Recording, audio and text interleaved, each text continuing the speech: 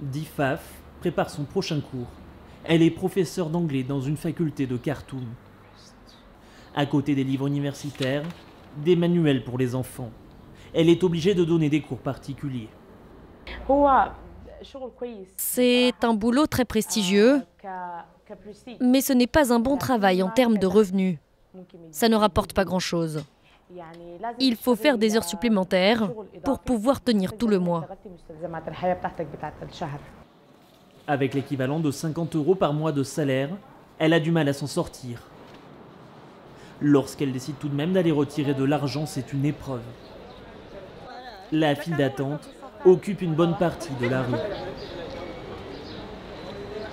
C'est tous les jours comme cela. Nous devons rester dans la file pour pouvoir retirer un peu d'argent. C'est devenu une habitude. Ceux qui touchent au but doivent eux aussi continuer à patienter. Le distributeur tombe en panne en permanence. Difaf est en retard pour le cours qu'elle doit donner. Elle doit quitter la file d'attente. Avant d'arriver à l'université, elle passe chez son boulanger pour prendre un peu de pain, la nourriture de base au Soudan. Le pain est devenu très cher.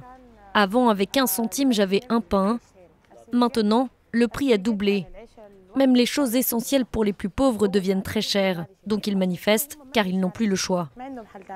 L'établissement a toujours autant de clients, mais le patron n'en profite pas.